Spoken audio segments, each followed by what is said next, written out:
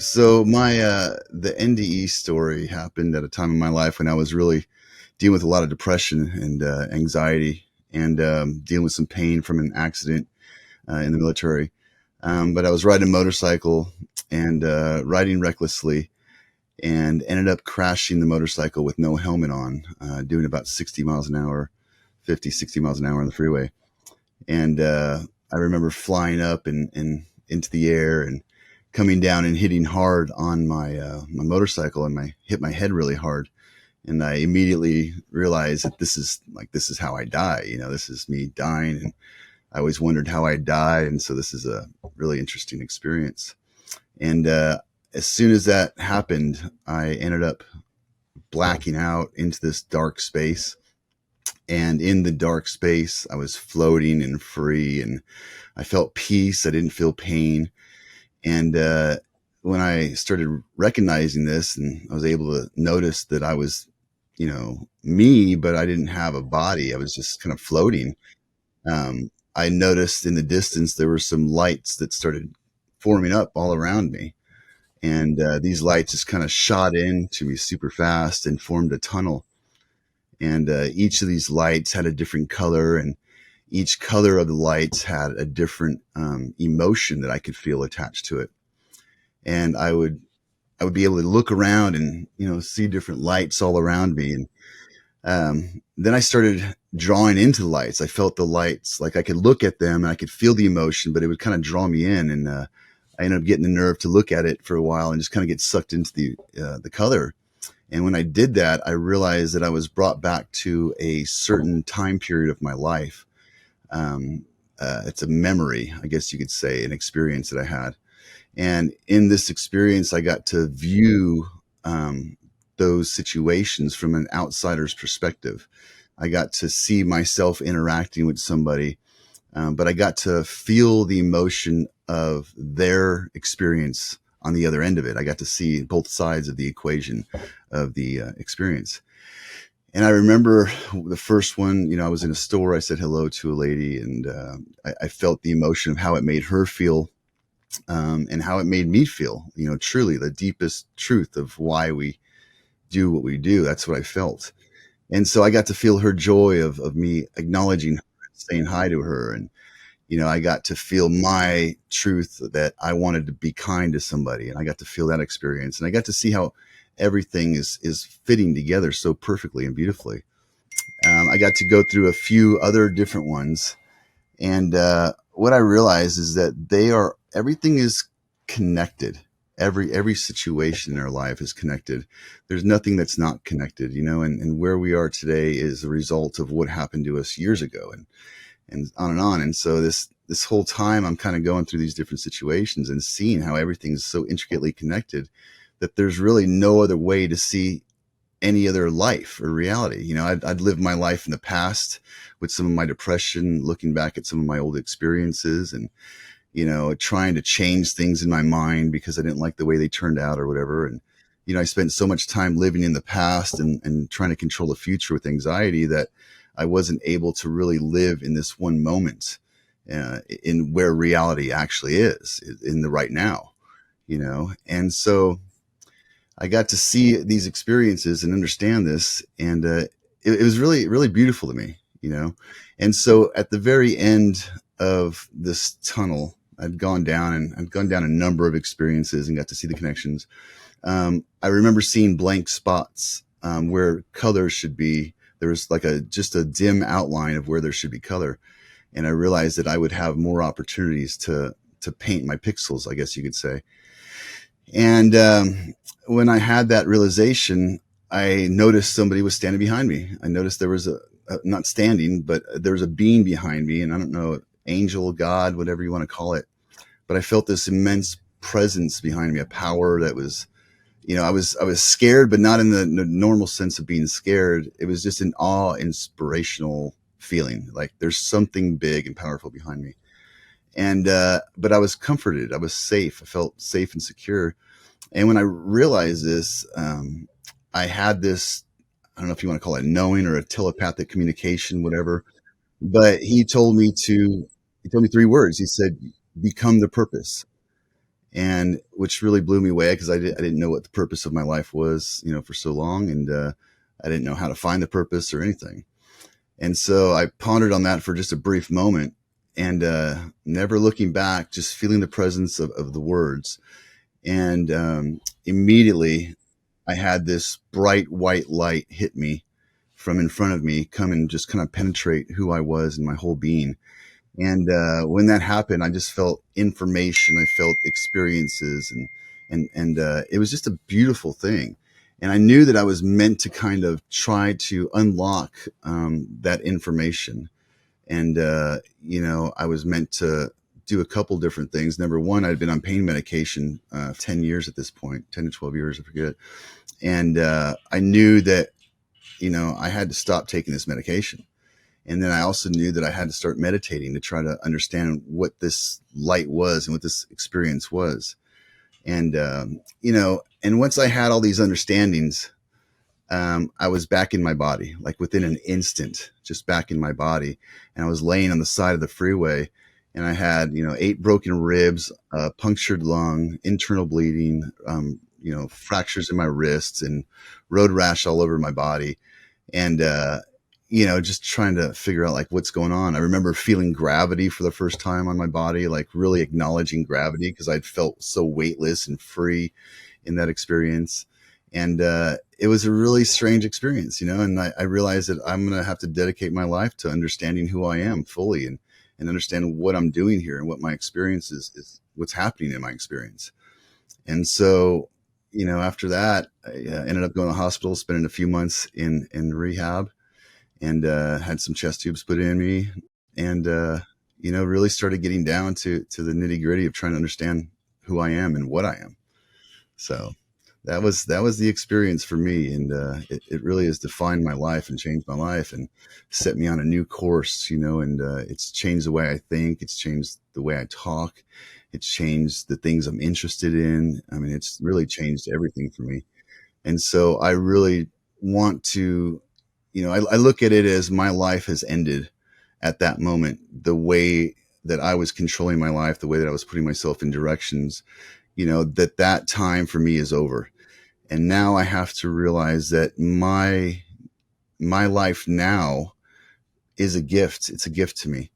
And I want to give that gift out to people. I want to share with people, the ways that I walked out of some of my experiences of hardships, and, I want to show people what their purpose is too, because I think ultimately, we've got multiple facets to our purpose, but I think there's a defining purpose behind everything. I think there's something that really we can look at and say, okay, this is the baseline purpose of our life. Everything else is like an addition.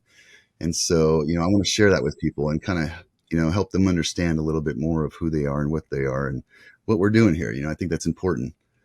Beautiful, Jeremiah. I heard your story before because we had an interview before, but I asked you, Yes, we did. last time I asked you, do you have a book or something to promote? You say, no, I don't have a book. You're the first one without a book. Now, Right. do you have a book? Do you have a book or something this time, I, or is s- still? I still, I still don't have a book. No, I'm working on a book right now though. I actually have started working on a book, but yeah, I'm not in this to promote anything, but the truth of Yeah. life, and that's who I am, and that's what I want to Well, be. yeah, But you I do you need are. to. Yeah, yeah, yeah.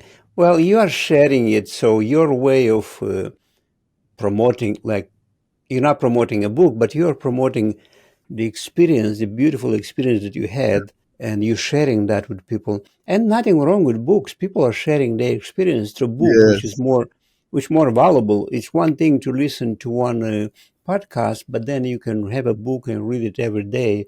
Not I everybody needs to agree. write a book. Yeah, a book is a hard I work, agree. man. A lot of It work. is hard. Yeah, I'm learning that. I'm learning that right now, and it's not my gift for sure.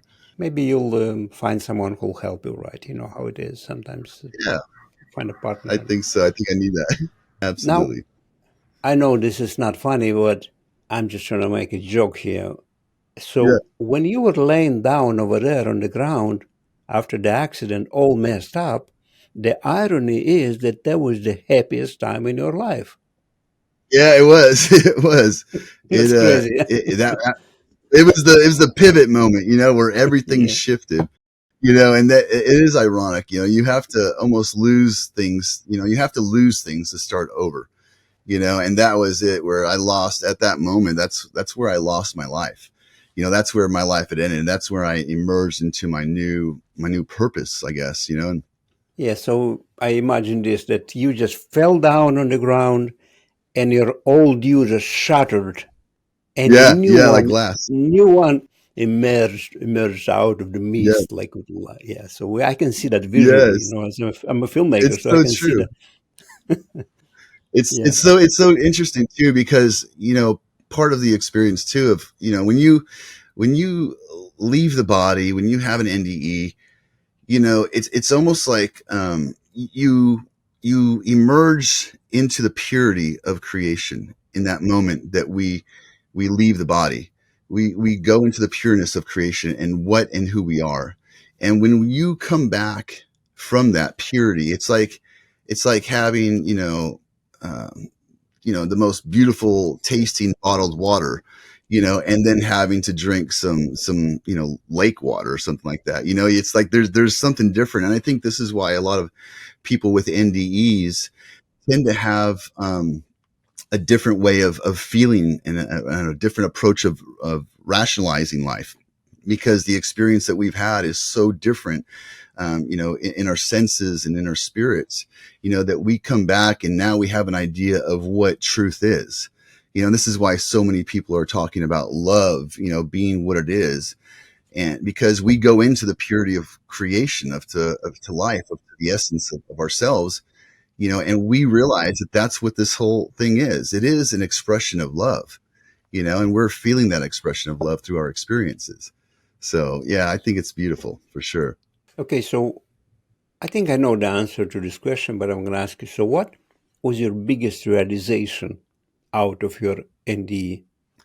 There were so many of them, but the biggest one that I realized, I think I'd have to say, that I'm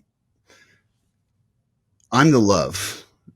I feel like I had been searching for love my whole life, and I'd put myself in situations where I was trying to have people love me, and it was never a true connection. It's never the fullest connection that it could be, because my definition of love was an emotional definition, and that emotional definition has factors mitigating the expression of that. And so no one can know how I defined what emotional love was, because that came from my experience of life.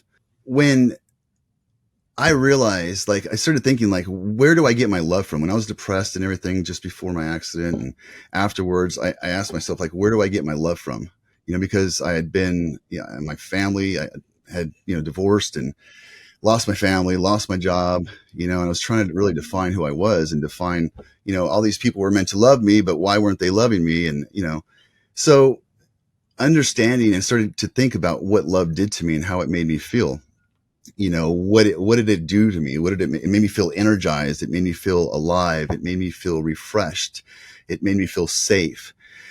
And I noticed that I also got that feeling in nature. When I went out to the mountains, I went out to the ocean, I've got to feel that expression of love. But it didn't come from me. It came from my environment. But that environment is life itself, and what I love is life itself.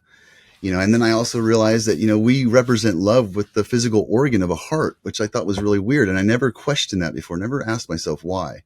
And realizing that the heart is the largest producer of electromagnetic energy in the body. And I was like, well, okay, so it's the energy that we represent life with, and it's the heart that creates the energy that represents love.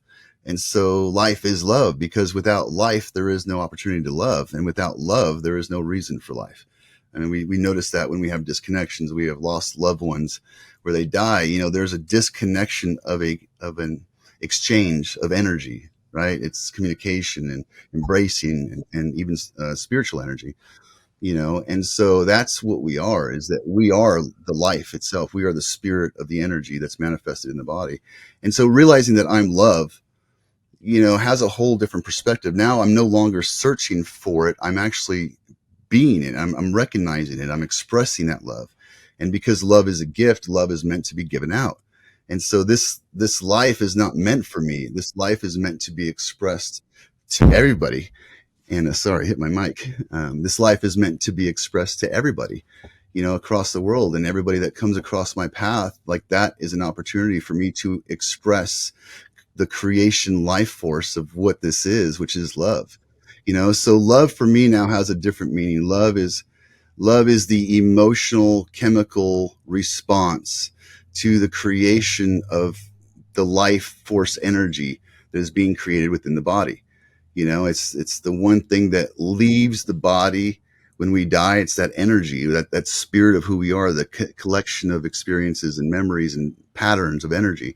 It's what departs the body when we go. And so, we are all love, and that's the truth of it all. And, we all can see that truth within us. Because you are alive, you have the opportunity to create experiences. And so the biggest realization for me is that I am love just as you are love. And it's my duty as being love, because love is a gift, to give you that same energy, that same life, that same truth. And I do that by, just sharing time with people like what we're doing right now, Serge. Is we're loving each other, right? Because I'm giving you the most valuable thing. You're giving me the most valuable thing you have, which is time, right? And we're sharing an expression of love together because we're trying to make the world a better place. We're trying to understand each other, and so this is what love is, and so it's really helped me out, because in my depression, I felt like there was no love, or there was a lack of exchange of love. And so in understanding that I am love now, I can express that love. And that's what love needs to do. And it's when we're not expressing love and we're not understanding what true love is, that we're missing the point. And this is where depression comes in. This is where, loss and stuff is, because we don't have to feel that way. We can connect with each other, understanding that truth. So, Jeremiah, how do you express this love in your everyday life? Like, for example, you go to a store, you see a cashier, you are in the traffic, you go to work, and everybody's sad and depressed because they got to work the love they don't. So, Yeah, how do you express this love all the time? How can you maintain it all the time? sure. So that it's the truth of who we are.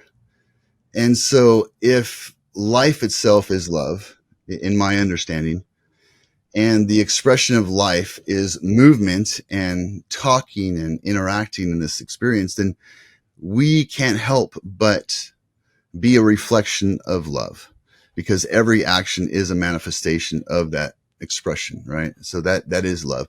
But to focus on what we're doing, to be knowledgeable and aware of each action, and realizing that we're love, we can see how every day we have the opportunity to say hi to somebody. We can change somebody's life by just, holding the door open for somebody.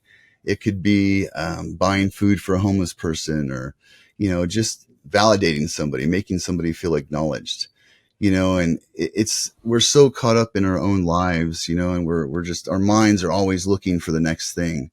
What do I have to do next? Where am I going? What's happening there? And then what am I doing next? And so we're not really focusing on being in the moment. And I think just breathing and just, understanding who we are, we can start to see that everybody has a spirit, everybody has a life, and that life is so precious, and that life needs to be validated and understood and appreciated.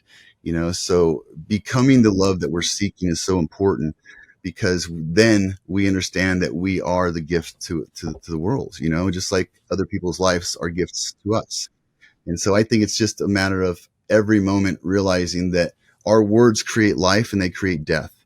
So how do we create life then? If that's what love is, creating life through our words is important, number one. And so watching what we say, always lifting people up, always talking about positive things, never talking about, negativity, or, people's, spirit, talking about them behind their back, whatever. It's about realizing that there's a process that creates life. And if we follow that process, we're following the intention of the creator. That's the intention of the creator, is the process of life continuing. And so there's a way that we can continue life through multiple functions: what we eat, where we go, the environment we go in, the people that we surround ourselves with, the words that we say. All of those things have an effect upon the environment, and the environment has an effect upon us energetically. And this is what science is finding out. And we also have an impact upon the environment as well, where the words that we say, the intentions behind those words, have a very real effect upon the outside environment. And so we're able to manipulate the environment, to manipulate, energies basically. And so it's bringing life to people in every single way possible, and being aware that we are either creating life or destroying life with everything that we do. And so it's a matter of understanding that and then putting that into application.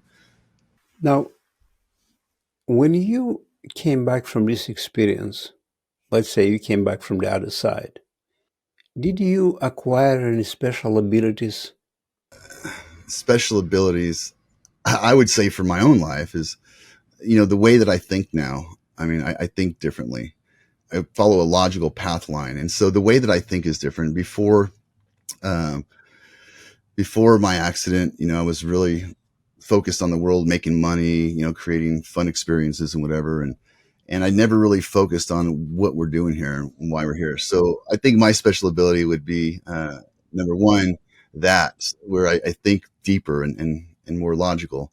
And two, I don't know, I'm still working through this, but I have these knowings or understandings about situations or people, that I've been able to kind of tap into and utilize. And, you know, it helps me, go up and help people out. I've had multiple times where, I was told to go talk to somebody. I felt, it's not voices so much as it's an understanding or it's a knowing. It's intuition that's like stronger, super strong. My senses, all of my senses are all super heightened, and I feel, almost to the point sometimes where, the experience of life is overwhelming for me. But so, yeah, so, just having empathy for people and having an understanding of how to talk to them and what to say to them, and also with different experiences. So I think between those two things, those are really the things that have really popped up, ever since. So I don't know. So you were in the hospital for 6 months, you said? Yeah, I was in the hospital for, let's see, it was probably about three months total. And then I had, another 3 months of recovery in bed. Did you tell anybody right after you came back to your senses? Did you tell anybody about your experience, what you've seen, let's say, to your nurse or to the doctor or to your loved ones? Did you share that right away or no? No, no, I didn't. I didn't know how to explain it. Like, how do you explain? I just had a out of body experience, and it was the most real thing I've ever experienced. And how do you explain all of the emotions that are attached to that, and how do you define it? It was just like such a weird experience for me. I didn't know how to understand it, and I didn't even know about near death experiences or NDEs at that point. Like, my dad had died and come back to life and was telling me, different weird stories, but I never really bought into it. I never really thought about it much. But yeah, it was just, I don't know. It's just very interesting for me, how it all works out. Okay, but when did you start to share this experience? Because eventually you became, you know, talking about your story, about your experience. It was, obviously after the accident, you don't stop thinking about it.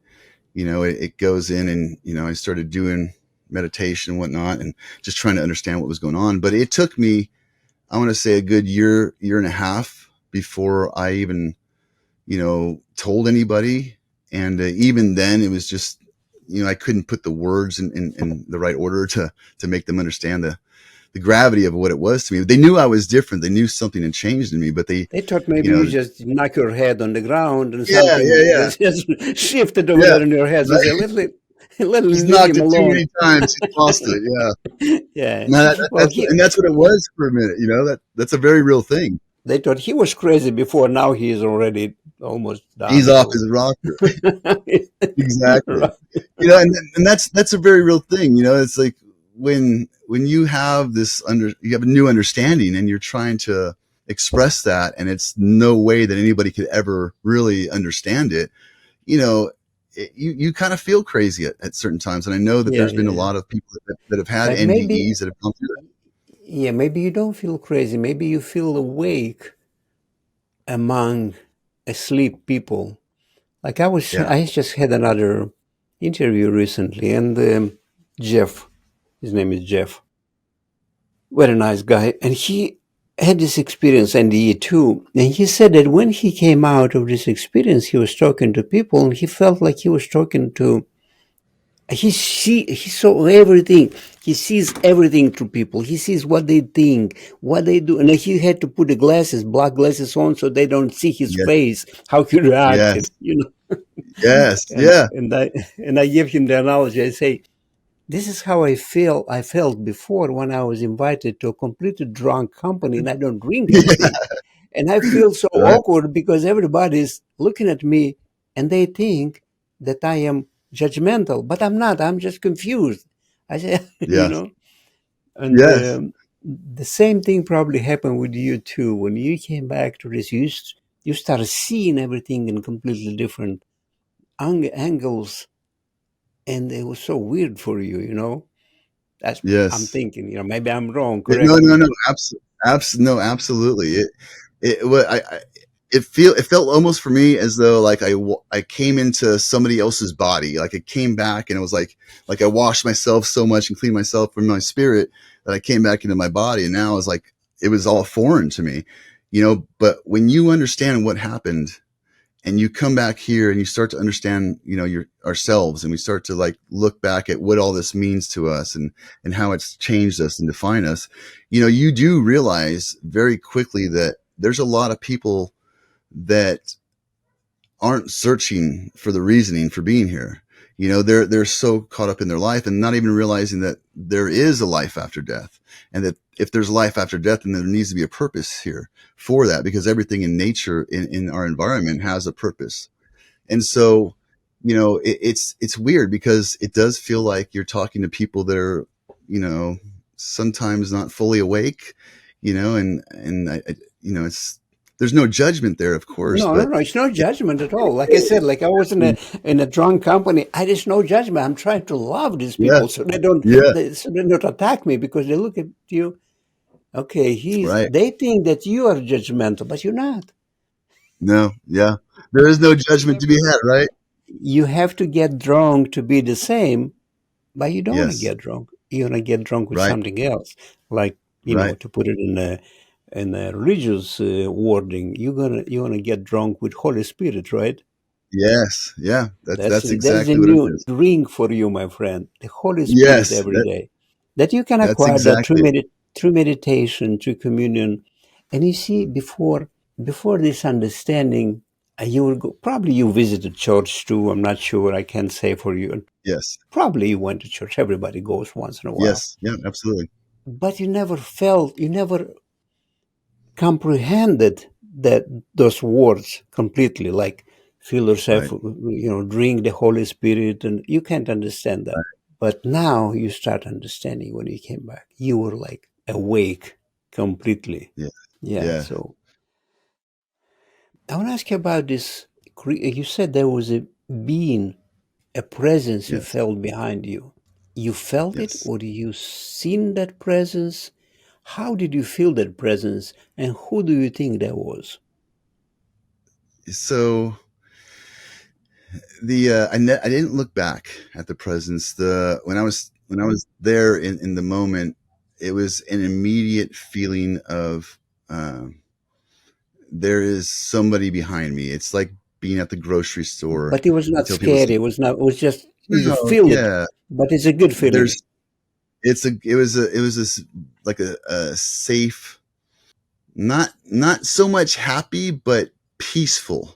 Okay, so It was somebody's very, basically somebody is just watching your back, something like that. Somebody is right. just protect. Okay, a protection feeling, Yes, that's exactly how I'd say it was. and that's a very sought after feeling in people because you always want to feel safe and protected and loved. And like you said, you were looking for love when you were before this experience. But if you chase the butterfly, it flies away from you. But if you Right. build a nice garden, all the butterflies come to your garden. Yes.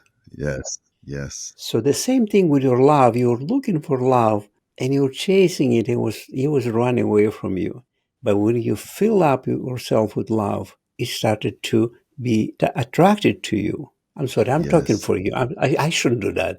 No, this is no. You're still right, Serge. I know, but my viewers is going to hate me for this. They don't like it when No, the they host won't. is talking too much, No, it's not. especially Listen, and that's especially with an accent like mine. What is this guy oh, talking sir, about? listen, it's good. No, it's I really, it's there's such a beauty to it all.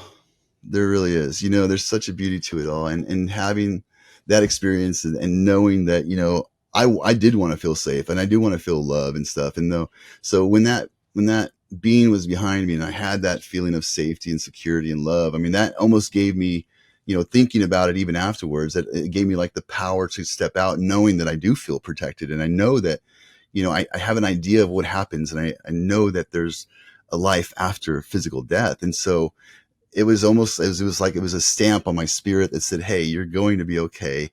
You're protected, you're loved, you're appreciated. I'm here with you." And so it was a very, very beautiful feeling. But I just, that it brought me closer to God too. I mean, the whole experience. It wasn't just not religion so much, but it is God for me.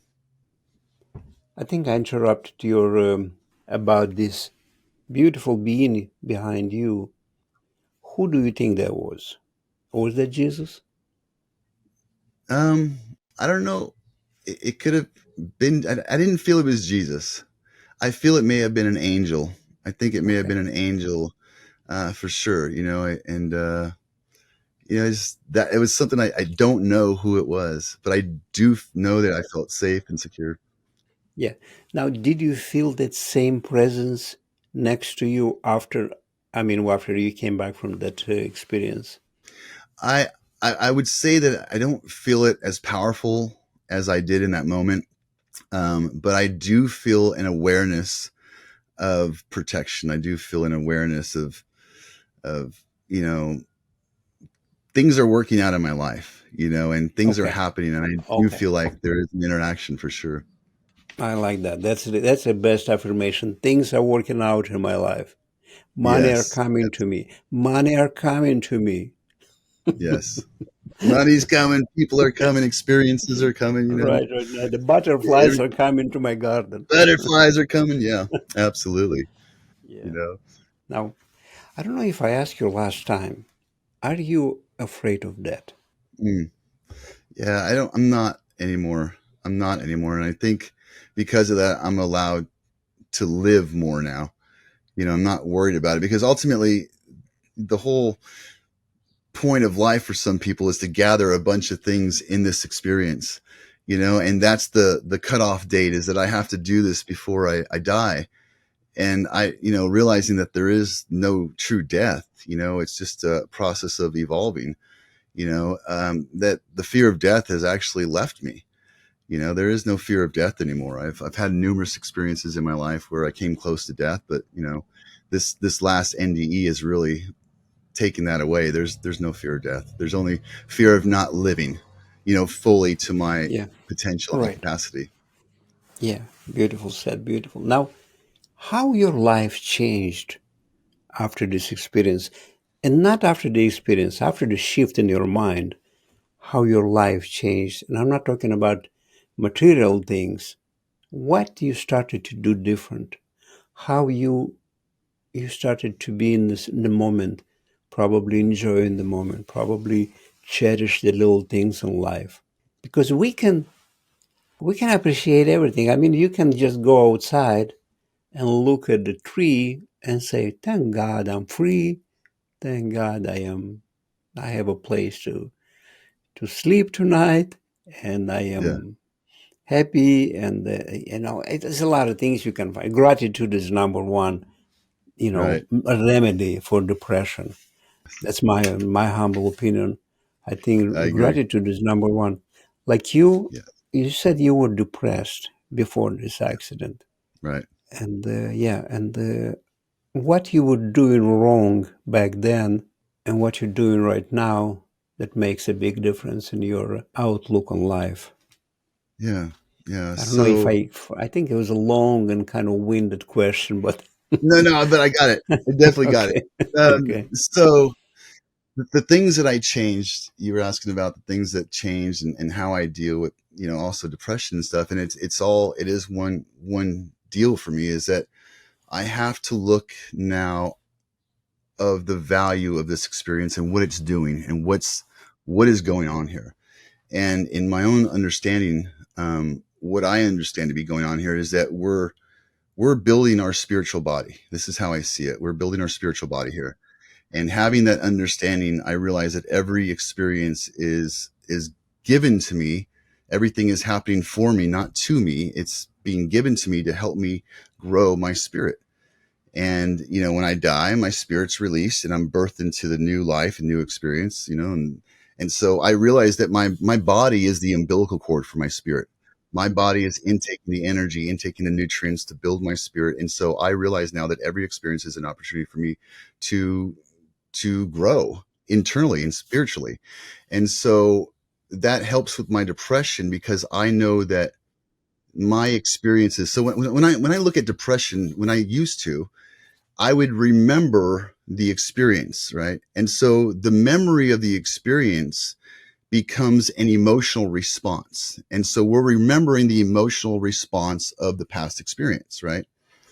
And so when we remember the past, we're reliving that same loop. It's a closed loop system, right? And so that doesn't help to create anything. It only helps to bring you back to a time that doesn't exist anymore, only within the memory. And so realizing that every experience is growing my spirit, I need to look at the things that are growing me in each experience. And so I don't look back at the emotional past anymore. I go back to the information that I learned and I take that information from the experience and I say, now I have information to change my life and I can give that information out to people and change their lives. And so now I change the whole valuation of what I'm doing, and it's changed me in how I operate with people, how I interact with people. I'm realizing that I am giving them life or I'm taking away life, right? With my words, with my actions, with what I do. So I have the power of life being created. And I also have told people that, you extract the information out and utilize that in your life and make changes in that. And so you can see the progress in how that is manifested in the experience of people after they do that, after they find the value of the experience, because you're not having to go back over that same pattern, the same loop. You said that, I don't remember the context exactly, but you said until you are born into a new life and into a new experience. The law of energy conservation, it's a universal law, states that energy can never be diminished or destroyed. It can only be transferred. Okay. And so what's going on when we die is we are within the transfer of energy. We're transferring it from a energy that's within a physical form into an energy that is outside of a physical form. Okay. And so we're being birthed into a new reality because there is consciousness after death. And so if we're conscious in a new experience, it's like we're being born into a new environment that we're actually living within. And so I don't know as far as, where is the location that the souls or spirits are stored at. That's up for debate and topic, for sure. But I think that I know that there is definitely consciousness after the physical body's, departure. I know that the consciousness remains and continues. So it's a matter of seeing it as, this body's not us. The skin falls out off, the hair falls out. We generate new cells every single day. So this body is not us. We're the energy within the body. This is how I see it. And so that's the spirit, that's the consciousness. Okay, so you said the consciousness continues. How about your personality, Jeremiah? Well, you may have a Mhm. different name and different Mhm. dimension, but you, Sure. do you remain the same? Do you maintain your personality? Do you acknowledge and understand that you are former Jeremiah, future, you know, piece of God? Yes. Do you still realize that being on the other side, or do you just completely lose your personality and just dissolve into the light? That's a good question. I know for myself, I was exactly who I am right now, in the physical form. Um, as far as awareness goes, you maintain the everything about your personality. I think you maintain not only that, but I think it actually heightens. You're actually more free in that place to be fully expressive of who you are. In this place, it's kind of a subdued experience, where we're always trying to maintain some kind of balance in life, and we're trying to maintain and protect who we are from the world, because the world's kind of harsh. And so we definitely not only maintain it, but I think it's more expressive. You feel more, you understand more, and so in doing that, you become more, I guess you could say. Okay, so you remember your personality when you're on the other side. Yes. So how about your personality? If you maintain it, you have to remember all those incarnation personalities on the other Mm, side.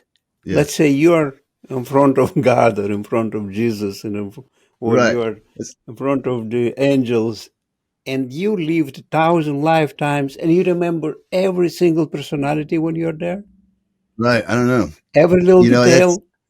I know that seems like a lot for me. Yeah, like I wondered, like, I wondered about that. And I was raised in a Christian home and stuff, so reincarnation was never a topic. And but I don't know. I mean, obviously nobody knows all the answers. I know from my own experiences that I don't see why you would create a house and then destroy it and then start over again. I mean, because if this experience is about building on things and adding a collection of experiences so that we can understand who we are, create the foundation of what we are, here, then I can't see why we would do all this work and then have it destroyed, and have it start over again. I mean, who knows? It very well could be. But I mean, the way that I see it is that the consciousness, the universe, everything becomes more complex. It becomes more complex, then it breaks down into simplicity and then more complexity and stuff, so who knows? I would think so. You mentioned a house. You build a house, then you destroy it. I would say differently that you built a house, but the energy and the knowledge you acquired by building Mm, this house stays with you and goes with you into different dimensions all the time, yes, because you always create a house, yes, podcasts, you build something, and you're always doing something, and that house is destroyed. That podcast right. has been forgotten. But whatever you acquired when you were creating, Mm, that goes with you, and that never it does. disappears. Yes. Yeah, I do agree with that 100%. I do think that we take this, and become greater. I mean, I think that's the continuation of the cycle, and that's the process of what we're doing is we are building something here. Nothing in nature, doesn't have a purpose. Everything has a purpose in nature. And if we look at what's happening in nature, we can see a perfect representation of what we should be doing, living within abundance, living within, the purpose of what we're designed to do. And that's something that people don't really think about. It's like, to understand our purpose, we have to understand the functionality of what we're doing and who we are. And it takes some thought about that, is to understand that our senses are taking in everything, the energy of everything. And I think it's important to see that. Well, what else should I ask you? So, at this point of my podcast, and about this time, I ask my guests to promote their book or to promote their website. You don't have anything. Yeah, yeah. I'll Well, tell you what. I'll you're promote. just promoting love. That's all. I'll promote love. That's it. That's it. Loving one another. Creating experiences. There's in the Bible it says, "Do unto others as you have them do to you." And how you project yourself is how you're going to be judged. And the one thing that I want to let people know is that the experiences that we put people in, we are also in that same experience. And so when you realize that you're dealing with this stuff too, you're not just projecting anger or frustration, you have control over your projection. You have control over your emotions. And, I would definitely understand or want people to understand that, love is the greatest creation energy force that we can experience. And to love somebody doesn't take very long. It doesn't take very much out of your life or out of your day. It just simply is acknowledging people for who and what they are, and appreciating them. And that's something that I think we can all do is go out and truly respect people and realize that there's nothing that we can do to control their lives. We're only meant to provide an environment of growth and creation. So I promote love for sure, 100%. You do, yeah. You said that love, when we give love, it doesn't take anything from ourselves. I would say that it gives us a lot because you open a channel of love in yourself and it flows through you, and you are winning anyway. So, because I agree. love goes through you It's like first, it's like a and then it it goes to reminds others. me. Huh? Yeah, it reminds me of like a dam that, when you have a small leak in the dam and the water's coming through it. As the water goes, it breaks away pieces of the dam, and it creates a larger opening for more water to come. And it's the same thing with love. When you start being, adamant and in the moment of expressing love to people, and like knowing, like, I'm going to give this person love, because you're not giving them love. Ultimately, you're giving them life. You're creating an energy within them that's making them feel alive. And so, realizing that the more you give away, the more the dam dissipates, and the more opportunity that love gets to run through you. Okay, so it's all about love, my friend. It is. It Like the is. Beatles, like the Beatles were singing. Love is creation. And if we just look at our environment, we look at the planet, we look at everything in the solar system, the universe, everything's creating. And so love is creation. So we're living within love. I mean, we are literally living within love. We are love living within love, and love is creation. And creation is continuing to this day. I mean, things are continually being created. So we're living within the expression of love and the purpose of this life, which is to create, you know? And that's something that, I want people to see, is that all we have to do is look at the trees. The trees, are there for the seeds, for more life to be created. We've been created to have children. We're meant to create life as well, and everything is meant to create life, and that can happen anyway. We just have to figure out what brings us life biologically, because that is where our spirit is maintained, so we can all do this for sure.